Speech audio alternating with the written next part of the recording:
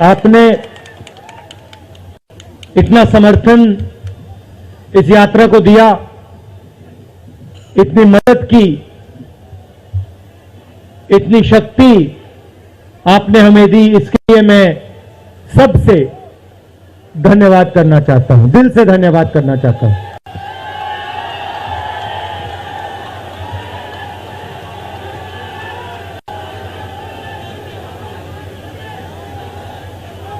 इस यात्रा का लक्ष्य भारत को जोड़ने का है।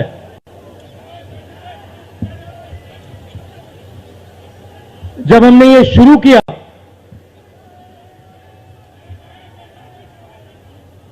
कन्याकुमारी में यात्रा शुरू की, तो मैं सोच रहा था कि नफरत को मिटाने की जरूरत है, और मेरे दिमाग में था कि इस देश में सब जगह नफरत फैली हुई है। मगर जब मैंने चलना शुरू किया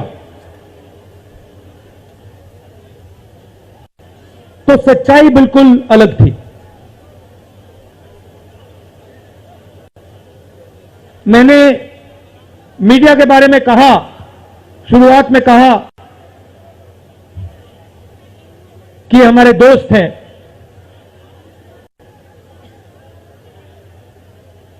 दोस्त हैं, मगर हमारी बात टीवी पे कभी नहीं दिखाते हैं।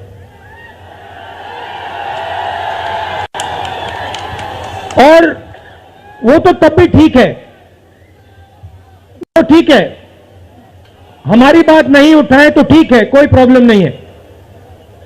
मगर ये एक और काम करते हैं, इनकी गलती नहीं है। देखिए, ये जो यहां खड़े हैं, इनसे गुस्सा मत होइए, इनकी गलती नहीं है। देखिए, मुस्कुरा रहे हैं, ये जानते लगाम लगी हुई है, पीछे से लगाम लगी हुई है। मगर इनके जो चैनल हैं, ये भी नफरत फैलाने का काम करते हैं। 24 घंटा हिंदू मुस्लिम, हिंदू मुस्लिम, हिंदू मुस्लिम, हिंदू मुस्लिम, हिंदू मुस्लिम। ये सच्चाई नहीं है भाइयों बहनों। मैं चला हूं कन्याकुमारी से यहां तक, ये सच्चाई नहीं है। ये मीडिया में चलाया जाता है, फैलाया जाता है। ये देश एक है।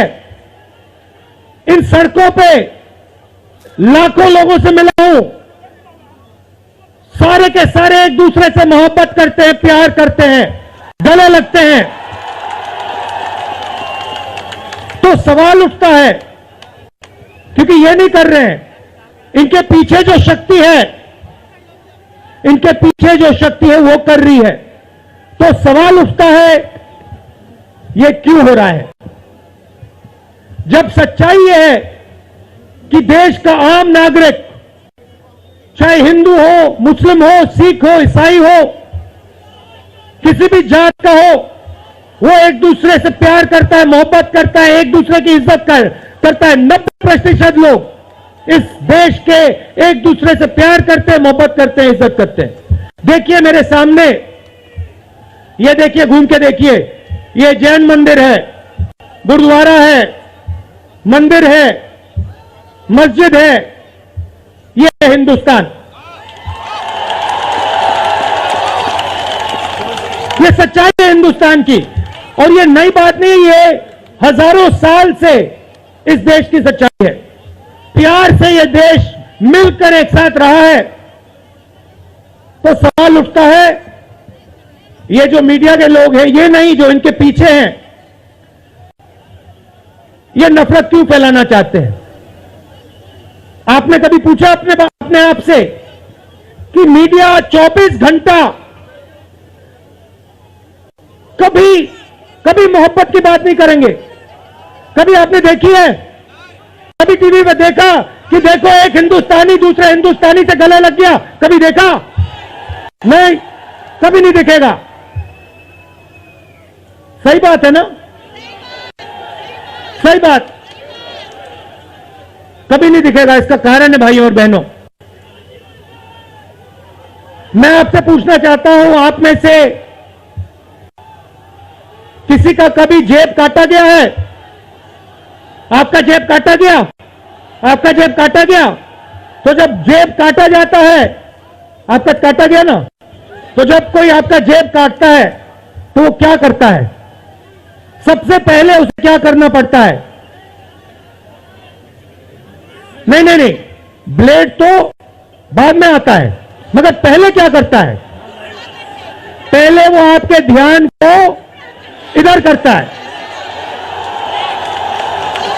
आपके ध्यान को लेकर उधर ले जाता है। भाई और बहनों, ये जो करा जा रहा है आपके ध्यान को हटाने के लिए किया जा रहा है, और ये 24 घंटा करते हैं और फिर आपकी जेब काटी जाती है। बढ़िया बढ़िया, क्योंकि सच्चाई है।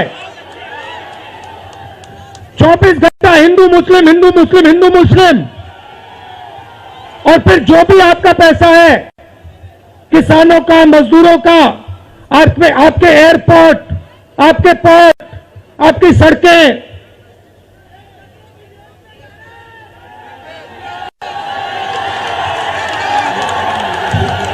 सीधा किसके जेब में? इनके मालिक के जेब में। इनको कौन चलाते हैं? नाम बताओ।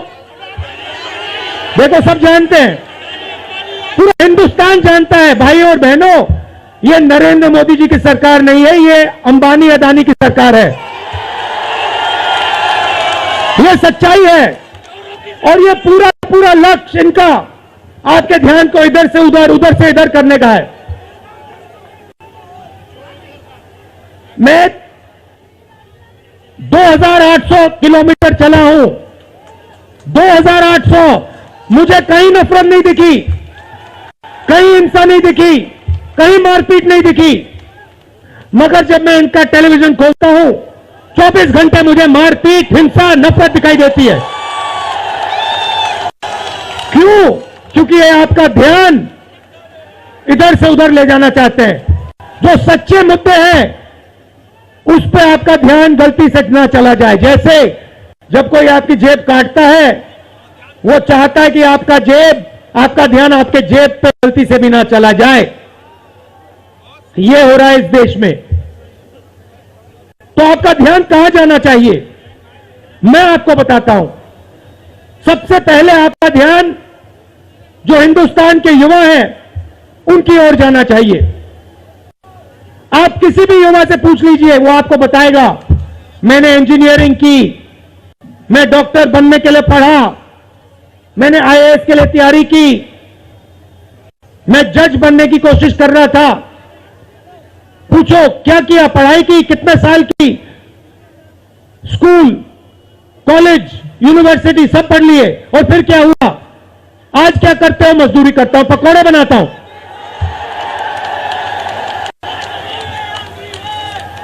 बेरोजगारी क्यों आई? मैं आपको बताता हूं। और जो हमारे छोटे व्यापारी हैं, जो स्मॉल और मीडियम बिजनेस चलाते हैं, आप अच्छी तरह सुनिए, क्योंकि आप इस देश के भविष्य हो। अगर इस देश को कोई रोजगार दे सकता है तो इस देश का किसान और ये जो छोटे व्यापारी हैं और स्मॉल और मीडियम बिजनेसेस चलाते हैं, ये लोग हैं। क्यों?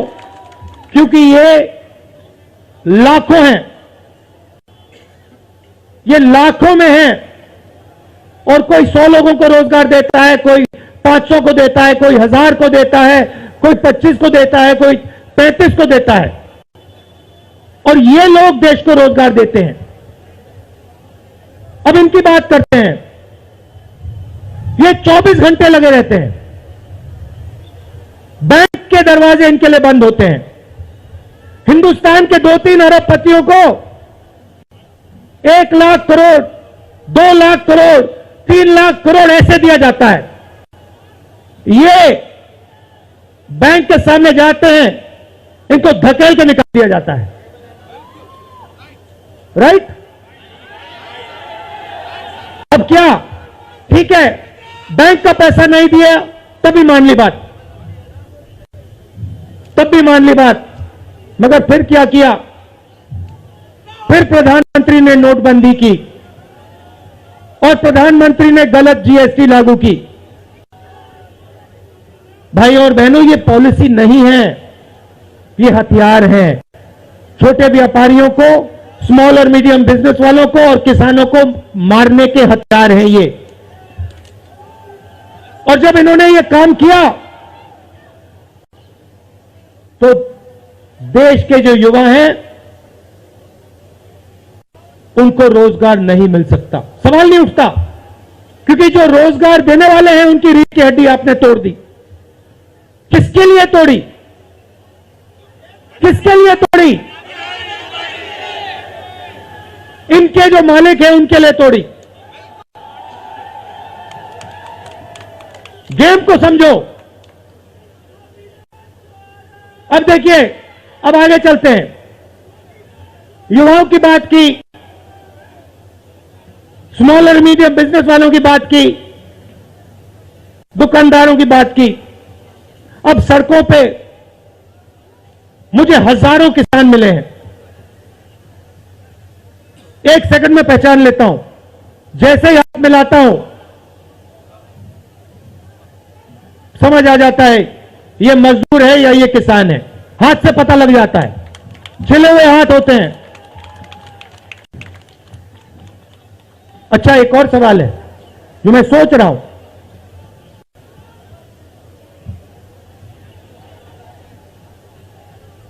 प्रेस वाले ने मुझे पूछा क्या आपको ठंड नहीं लगती?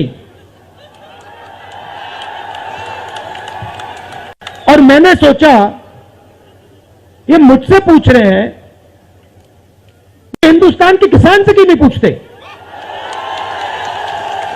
ये हिंदुस्तान के मजदूर से क्यों नहीं पूछते, ये हिंदुस्तान के गरीब बच्चों से क्यों नहीं पूछते? फिर कहते देखो 2800 किलोमीटर चल लिए, कोई बड़ी बात नहीं है, पूरा हिंदुस्तान चलता है, जिंदगी भर चलता है, किसान चलता है, मजदूर चलता है, फैक्ट्री में जो काम करते हैं वो चलते हैं।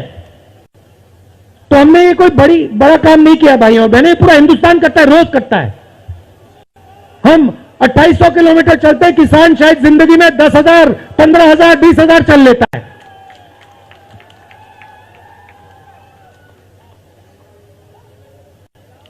तो मैं चाहता हूं कि ध्यान सही जगह जाए। अब बीजेपी ने धर्म की बात उठाई है, हिंदू धर्म की बात करते हैं। मैं आपसे पूछना चाहता हूं, हिंदू धर्म में कहां लिखा है कि गरीबों को, कमजोर लोगों को कुचलना चाहिए? कहां लिखा है? कहां लिखा है कि कमजोर लोगों को मारना चाहिए? कहां लिखा है मुझे बताओ। मैंने तो कहीं नहीं पढ़ा, मैंने गीता पढ़ी है, उपनिषद पढ़े हैं, कहीं नहीं पढ़ा मैंने।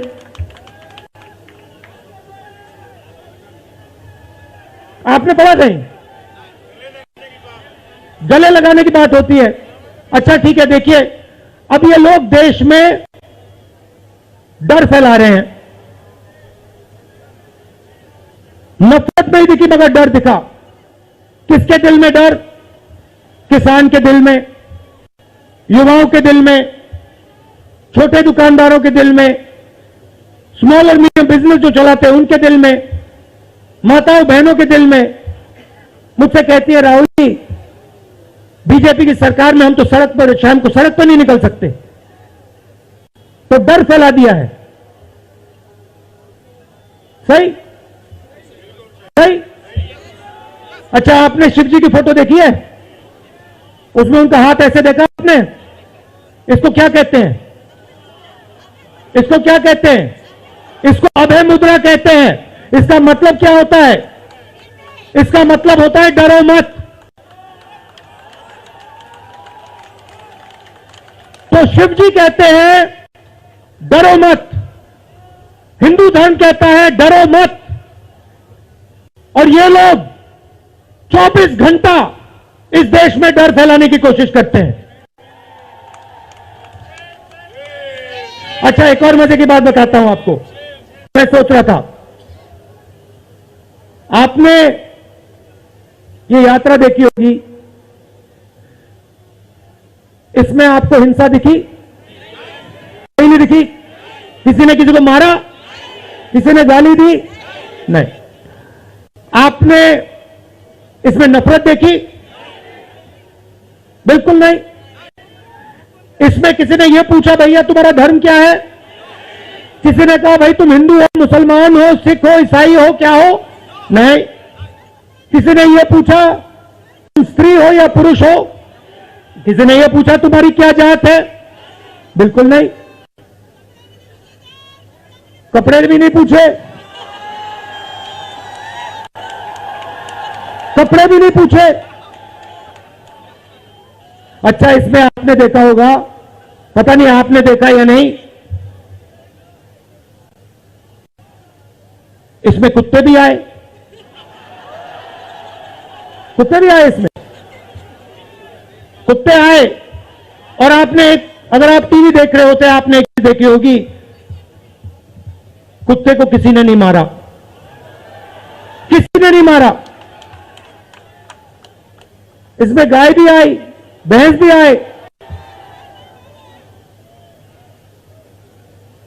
सुअर भी आए। मैंने देखा वो, तो सब जानवर आए, सब लोग आए, और यहां पे कोई नफरत नहीं थी।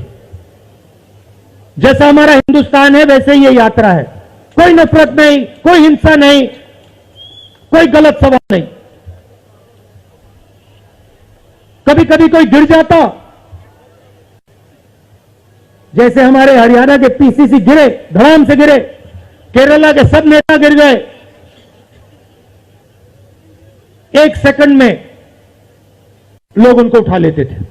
1 सेकंड में, टाइम नहीं लगता था। ये है हिंदुस्तान। नहीं, देखिए, मैं आपको एक बात बताता हूं, सच्चाई समझनी होगी। सच्चाई ये है कि जैसे इन पर लगाम लगी हुई है, वैसे हिंदुस्तान के प्रधानमंत्री पे भी लगाम लगी हुई है। उनकी गलती नहीं है, वो संभाल नहीं पा रहे हैं, कंट्रोल नहीं कर पा रहे हैं, उनको कंट्रोल कर दिया है। नहीं, मैं सच बोल रहा हूं, मैं सच बोल रहा हूं। क्योंकि आप देखिए, एयरपोर्ट भी उनके, पोर्ट भी उनके, एग्रीकल्चर के स्टोरेज डिपो भी उनके, और क्या उनका, हाँ, लाल किला भी उनका, लाल किला भी उनका, सारे के सारे पब्लिक सेक्टर की कंपनियां उनकी, और क्या उनका, रेलवेज उनकी,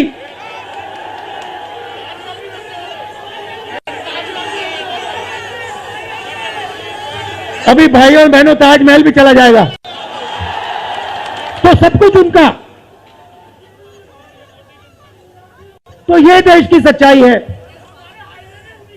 हाईवे भी उनके, सेलफोन भी उनके,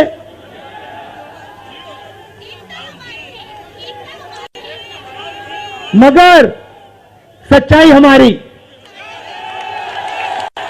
आप देखिए, मैं आपको बताता हूं, आपको मैं बताता हूं, अपनी कहानी बताता हूं। जब मैं राजनीति में आया, 2004 में आया,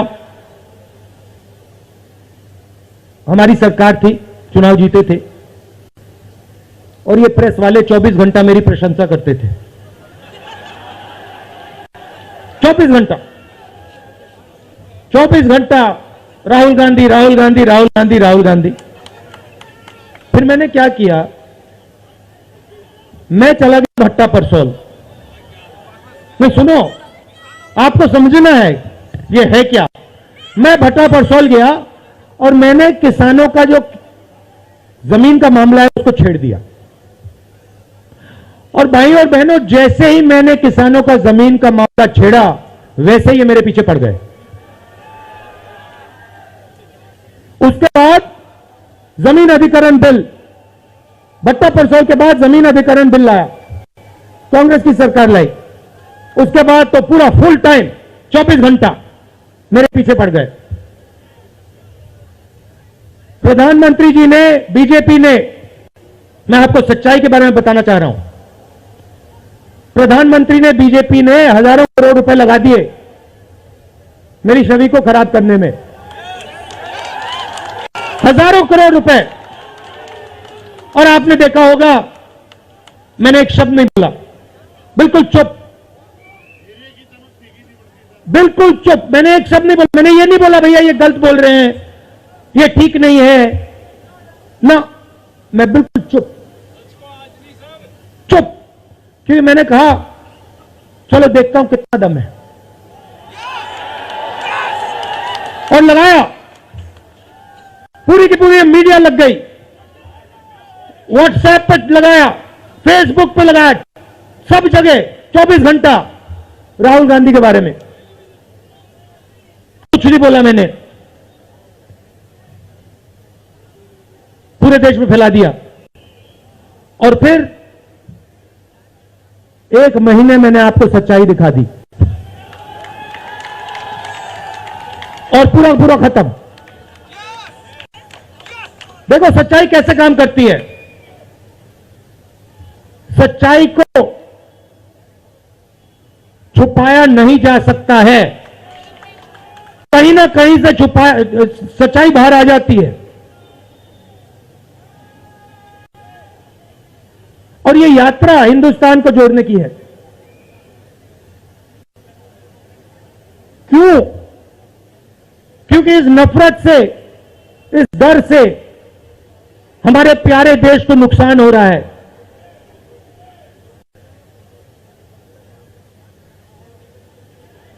यह सच्चाई है और इसीलिए हमने ये यात्रा कन्याकुमारी से लेकर कश्मीर तक शुरू की है। और ये जो हमारा तिरंगा है, इसको हम श्रीनगर में जाके वहां पे लहराएंगे। और आप में से हजारों लोग हमारे साथ चलोगे, हजारों लोग चलोगे।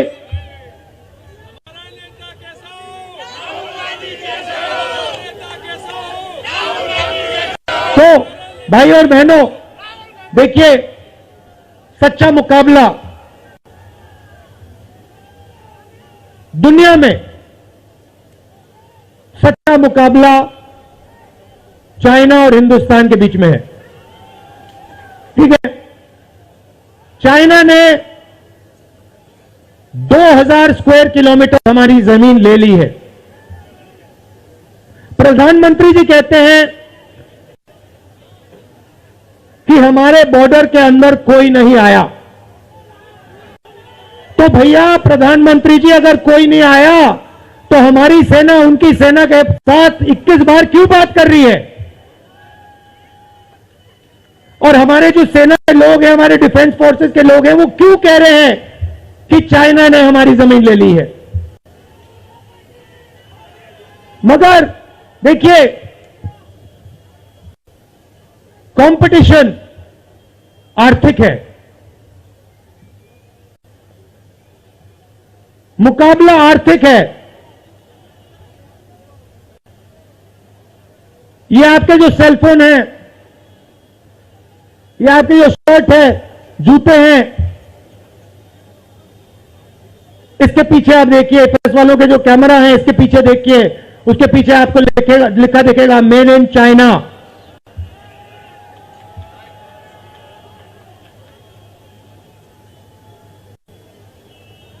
हमें शर्ट के पीछे, सेलफोन के पीछे, जूतों के नीचे मेड इन इंडिया लिखना है। और एक ऐसा दिन आना चाहिए जब शंघाई में कोई युवा नए जूते खरीदे, उसके नीचे देखे made in new Delhi India. ये हिंदुस्तान चाहिए, इसी से हमारे युवाओं को रोजगार मिलेगा। तो ये करना ही पड़ेगा, चॉइस नहीं है। और ये हम करके दिखा देंगे। ये देश कर सकता है, करके दिखा सकता है। आप सबने इतना प्यार दिया,